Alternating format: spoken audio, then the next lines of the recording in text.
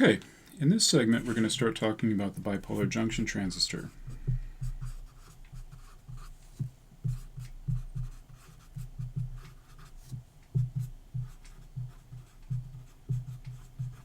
Sometimes we abbreviate this BJT. Sometimes we just call it a bipolar transistor. They basically all mean the same thing. Now the bipolar transistor is a sandwich of it's like a sandwich. It has has two flavors. We have an NPN or a PNP. Okay, so we have basically a sandwich of one P region between two N regions, or one N region between two P regions. Okay, so this is like two PN junctions that share a common region. And so we're going to be focusing today, at least, on the NPN bipolar transistor. And so physically, this structure looks something like this if I draw it on its side. At least conceptually, we have here a heavily doped N plus region. We have a moderately doped P region, and we have a lightly doped N region. And we'll put the contact to this P region here off to the side. Put a contact to this N region up here on top. And we'll put a contact to this heavily doped N region down here. And this is called the collector. This is called the base. And this is called the emitter. And so we have a voltage on the emitter, which is V sub E. I'm sorry, that's the base, VB. A voltage on the emitter, VE, and a voltage on the collector, VC. And there's a current flowing out of the emitter, which we'll call I sub E, current flowing into the base, which we'll call I sub B, and a current flowing into the collector, which is called I sub C. And these are all conventional currents. Okay? And there are some voltage differences here. So there's a difference between the base and the emitter, which is called VBE, the base to emitter voltage. And there's a voltage between the base and the collector, which we call VBC. Okay? So, couple of definitions here. When you see a double subscripted voltage like Vxy, that's basically defined to be Vx minus Vy. Okay, so VBE is equal to VB minus V sub E, the voltage between the base and the emitter. And so this is an NPN. And we have a symbol that we use in schematics to denote this structure, which I will show here in the same orientation as my physical picture, where this is VB, VE, and VC, IC, IB, and IE. Okay, so usually in a symbol like this, an arrow, like we have on the emitter terminal here, denotes a PN junction, and it points from P to N. Just like the diode symbol has an arrow in it that indicates the direction of current flow, we have here a general direction of current flow that goes from the collector and the base to the emitter, and we have this P to N kind of relationship here. And so that's what this arrow means. And there's obviously also a PN junction here between the collector and base junction, but that's actually not shown with an arrow on the symbol. So the arrow always always calls out the emitter arrow. Okay, and so a couple of things about this. We have sort of a Kirchhoff's current law relationship that holds within the device. So we have two currents converging on the base and the collector, and that should be equal to the current flowing out of the emitter. So we have IE equals IB plus IC. And we have two p-n junctions.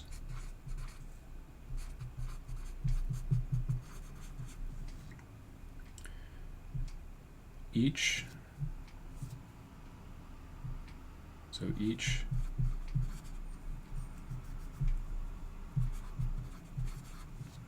can be forward biased or reverse biased. And if you recall, forward biased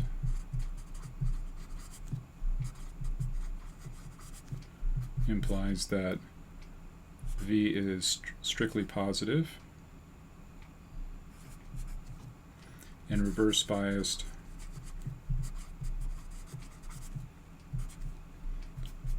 means that V is less than or equal to 0.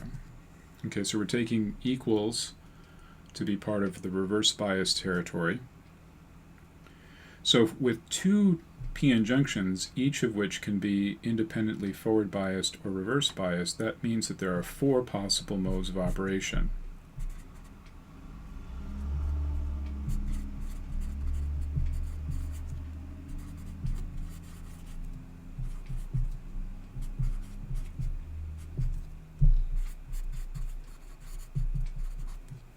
Defined by whether the two junctions are forward biased or reverse biased.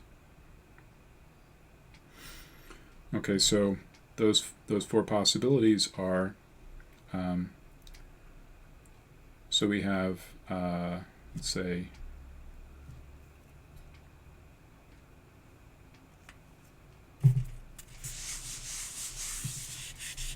make a little table here. So we have, let's say, I want to draw this. We can have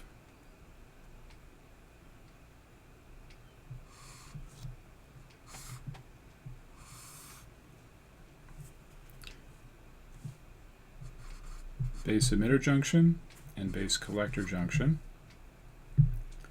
We can have forward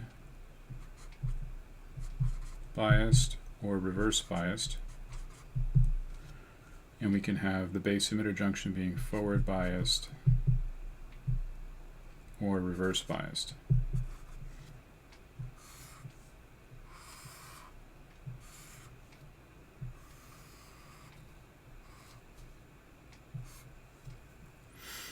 Okay, so if the two junctions are both forward biased, that mode is called saturation.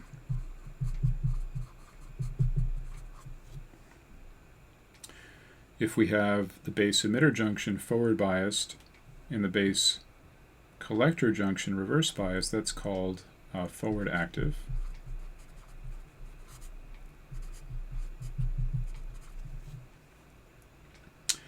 If we have the base collector junction forward biased and the base emitter junction reverse biased, that's called reverse active. And if we have the two junctions both reverse biased, that's called cutoff. Okay, so normally forward active is the mode that we prefer to operate the transistor in. And so that's the one that you'll most often encounter. If we're using the transistor as a switch, then the transistor will usually be, when it's off, in cutoff mode, and when it's when the switch is closed, so it's like a short circuit or meant to be like a short circuit, what will happen is that the device tends to be driven towards saturation, but we usually try to keep it out of operating deep in saturation, so it winds up going maybe to the saturation region, but we would like to keep it in the active mode for reasons we'll talk about. But so forward active, usually abbreviated FAR for forward active region,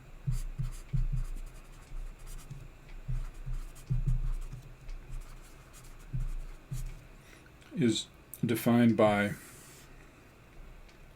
VBE greater than 0 and VBC less than or equal to 0.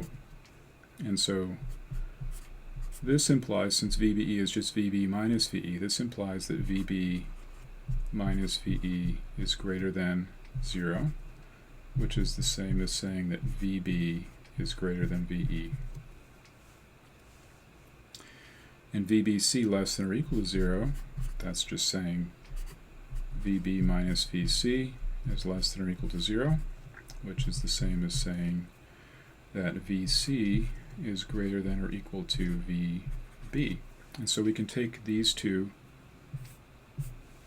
conditions and put them together and say that this is equivalent to having the transistor in a situation where we have VC greater than or equal to VB greater than VE. Okay, so this is what we need for the forward active mode of operation. We need that the base is at a higher voltage than the emitter, and that the collector is at least as high as the base. So VC is greater than or equal to VB.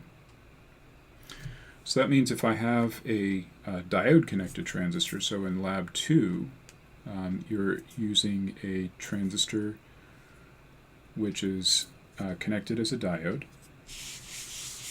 Okay, so let's get rid of this. So for diode connected transistor,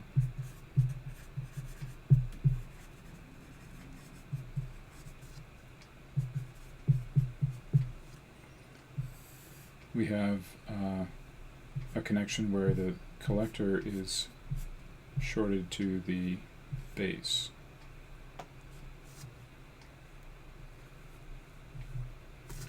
So here we have VBC is equal to 0, and we have VE down here. And if you have the diode connected transistor forward bias, that means that VBE, which is the voltage across the diode, is greater than 0, okay, for forward biased. And so that means that our diode connected transistor, which satisfies this condition, where VCB is equal to 0 and VB is greater than VE, the forward biased diode connected transistor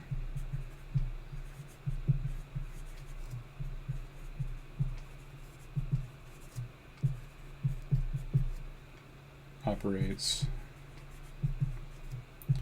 in the forward active mode, or in the forward active region. Okay, and that's sort of the boundary between forward active and saturation. So if VBC were less than 0, then, if VBC were greater than 0, that means the collector would be less than the base. And so the base would be the highest potential of the three terminals.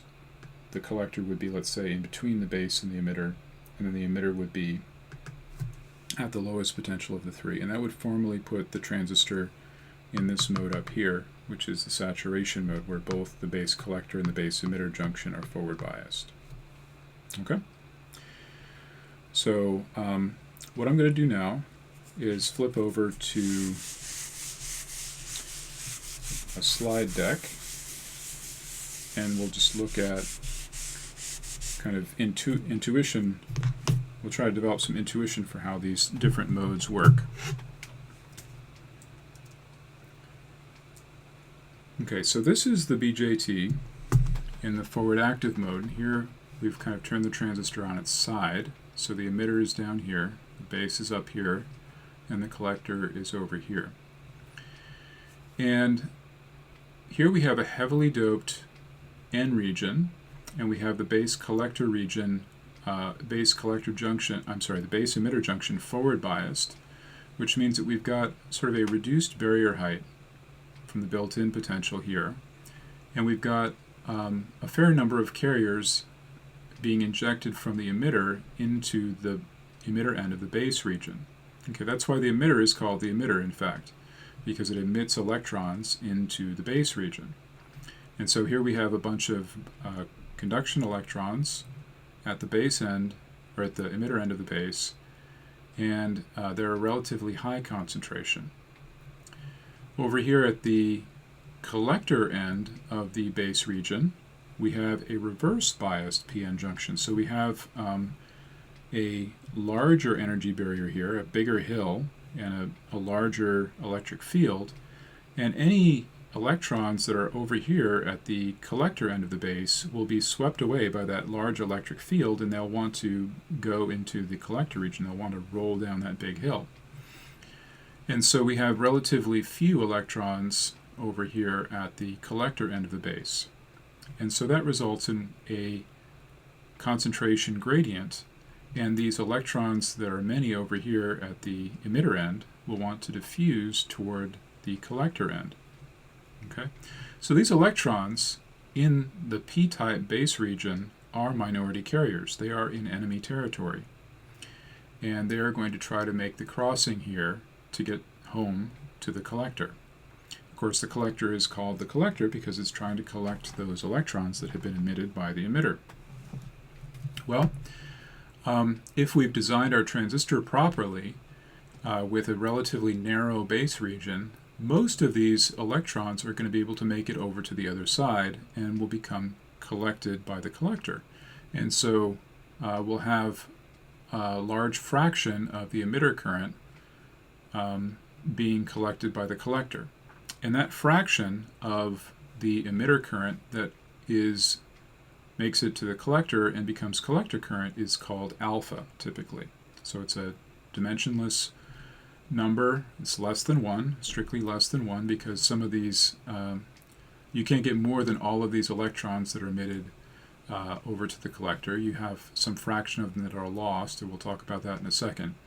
So we have a number that's alpha, which is supposed to be close to 1. Ideally it would be 1, but because of some loss, alpha will be a number like 0.99 or 98 or something like that. So 98% or 99% of these electrons that are emitted into the base region from the emitter will be collected by the collector.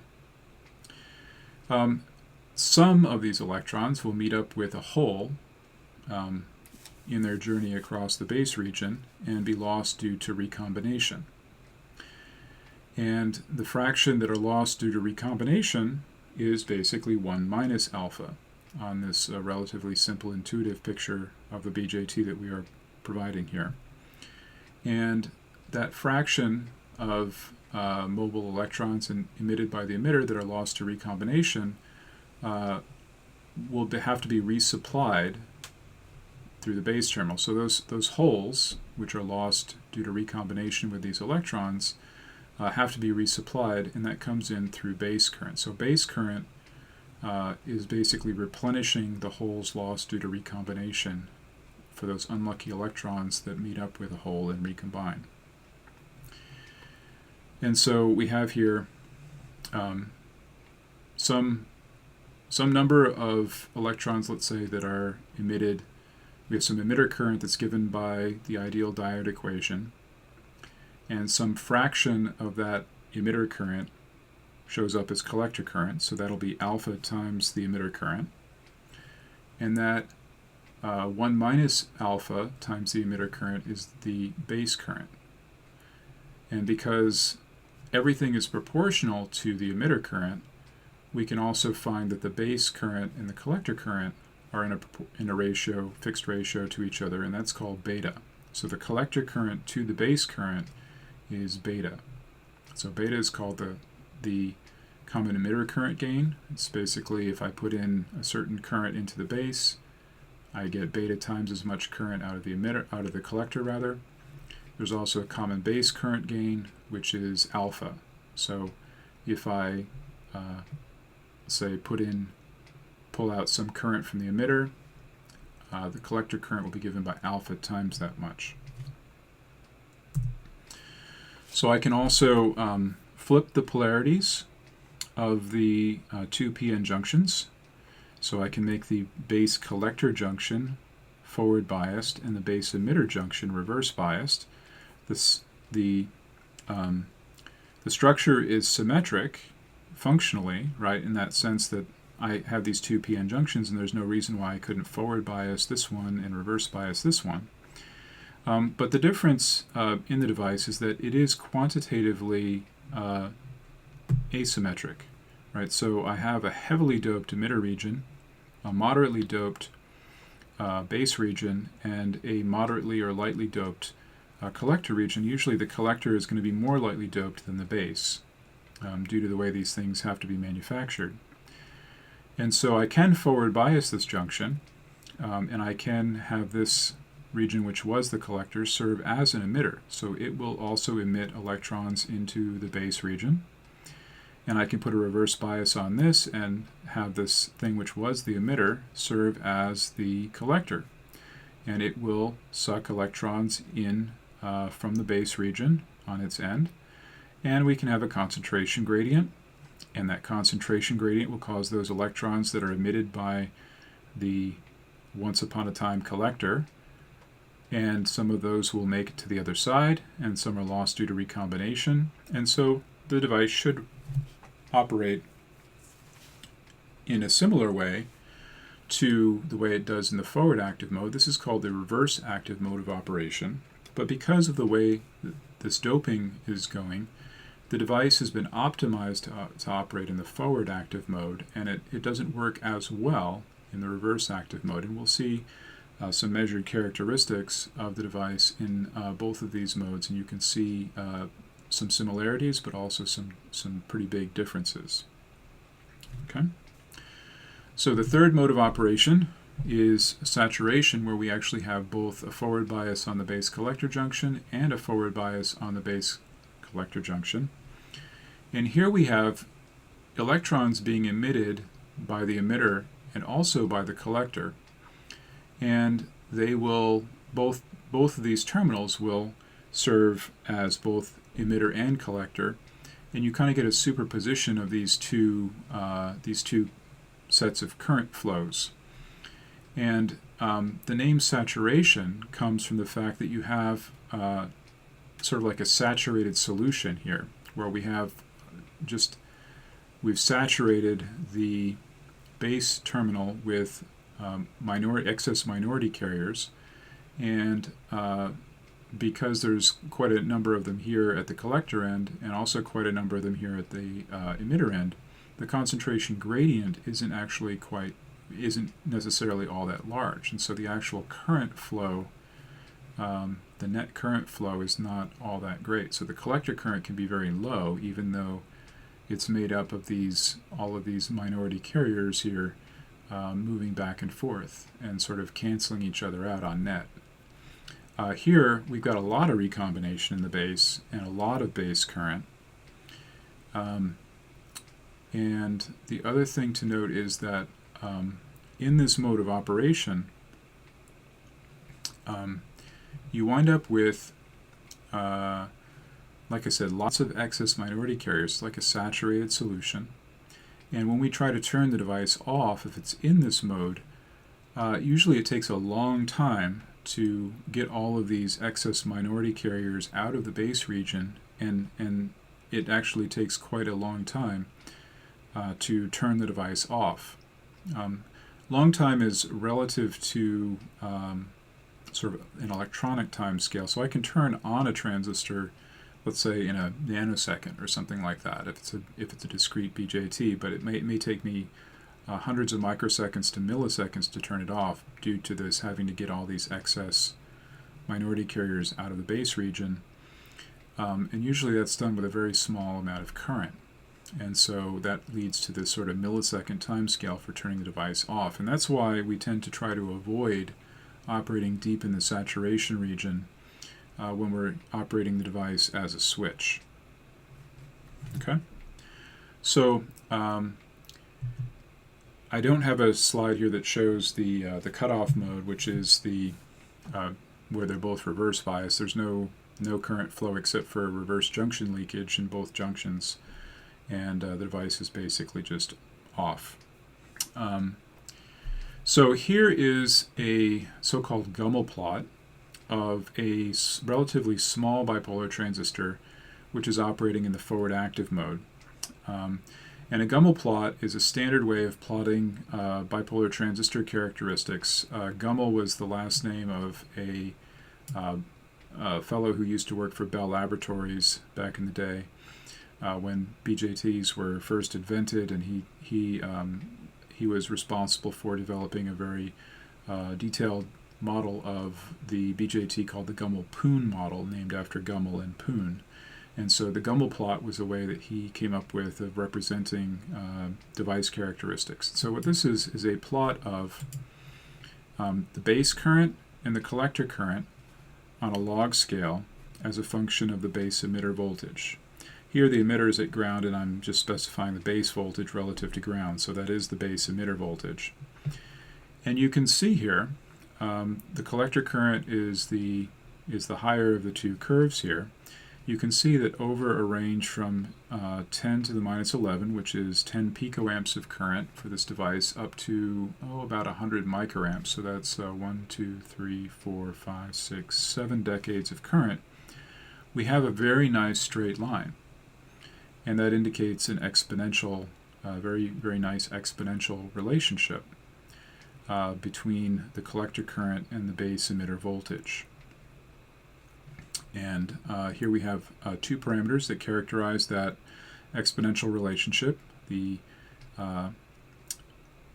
saturation current, IS, and there's also the slope of that exponential, which would be A to F over UT, where UT is the thermal voltage. And ideally, this A to F coefficient, which is called the emission coefficient, would be 1. And you can see that it's, for this particular curve fit, turned out to be very close to 1.985. So this was assuming a 300 Kelvin value for UT. You know, the temperature in the room was probably not 300 Kelvin, so some of the difference between A to F being 1 and 0.985 might be taken up by being a few degrees off of that standard temperature.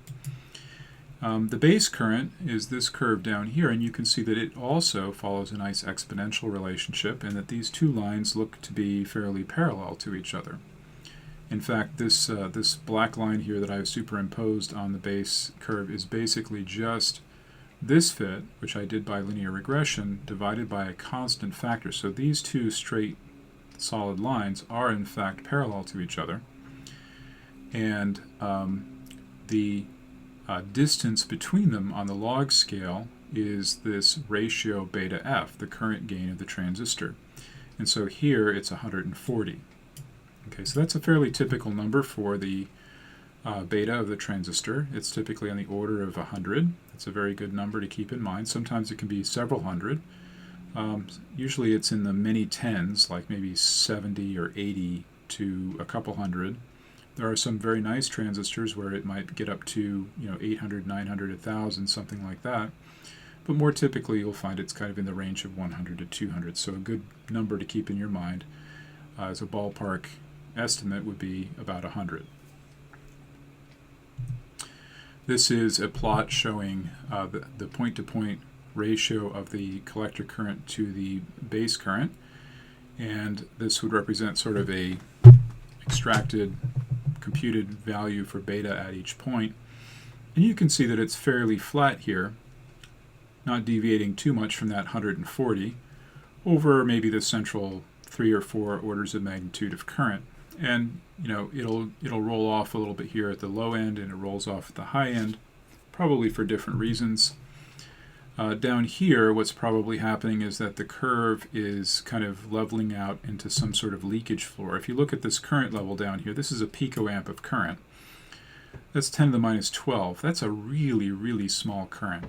So just for reference, the insulation in your solderless breadboard, which is I think actually how I was taking this particular measurement, was in a solderless breadboard. The insulation is only guaranteed to exceed 10 gigohms usually. And 10 gigohms sounds like a really big number. That's 10 to the 10th ohms. But 1 volt across 10 to the 10th ohms is actually 10 to the minus 10 amps. And so that current level is up here, which is 2 orders of magnitude higher than this current down here. And so if there was some leakage current through the actual resistance of the insulator, it could easily be a picoamp. And so if this is flattening out because it's added to a picoamp, I'm starting to see that here. And so the base current is starting to not decrease as fast as the collector current. And so that may in fact be a measurement artifact here at low currents due to leakage currents in my measurement setup. Up here at high currents, we usually run into one of a couple of different phenomenons. One is called heavy injection, which we're not going to really talk about where that comes from. The other thing could be that the actual physical resistivity of the finitely doped collector region or the base region can act like a series resistor. And you saw what happened when you put a resistor in series in a lab 2 with a diode. And you find that at higher current levels, the resistor kicks in and dominates the situation, and you wind up getting something that goes from an exponential type of relationship to something that looks more like a threshold linear relationship. And that could also account for what's going on up here at the high end. Usually that happens at a larger currents, like maybe 100 milliamps or several hundred milliamps. Here it's happening more like at a few hundred microamps, but this is a very, very small size transistor. Discrete transistors are typically made up of many hundreds or thousands of cells of this size connected in parallel with each other. And so that actually matches quite well with the notion that this is happening at a few hundred microamps of current. So if we multiply that by 1,000, that turns into a few hundred milliamps of current. Okay, so that's all pretty normal. This is a Gummel plot of the same transistor operating in reverse mode. So here I've just flipped the roles of the collector and the emitter, and I've forward biased what used to be the base collector junction, and that is functionally now serving as the base emitter junction. And I've tied what was the emitter up to the positive power supply, so that's serving as the collector. And you can see that I have here the same kind of straight line relationship on a semi-log scale. It's not over quite as many decades of current. It's maybe going from 100 picoamps up to, in this case, maybe, if I'm generous, 10 microamps. And so that's maybe only 1, 2, 3, 4, 5 decades of current instead of 7. And the base current also follows a similar kind of trend. The thing that is striking here, though, is that these curves are now much closer together. Right, so instead of having a beta of 140, it turns out we have a beta of 3.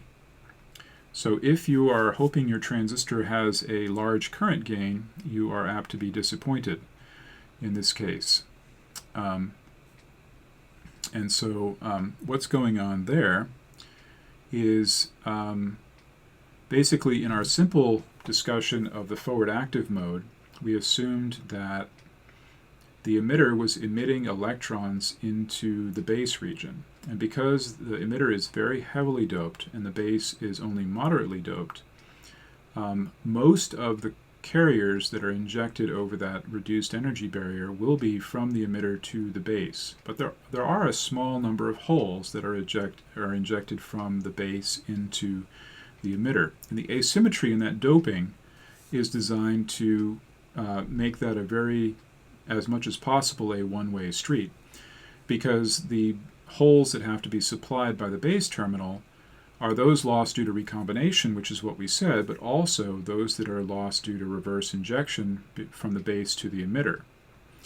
And so the doping asymmetry is designed to minimize that component of the base current and to optimize beta.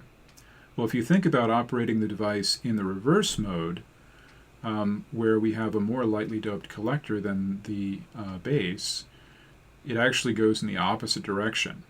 And we have more holes being injected from the base into functionally what's the emitter than we have electrons being injected from the functional emitter into the base region. And so that component of the base current is much larger than it would be in the forward mode.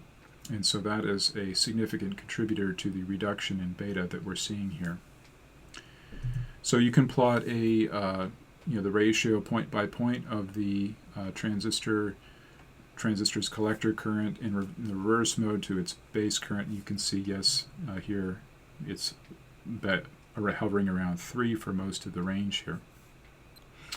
Okay, so we've already gone fairly long for this particular segment, so I'm going to stop at this point, and in the next segment we'll be looking at another way of looking at these characteristics called collector characteristics. Okay, so we'll see you next time.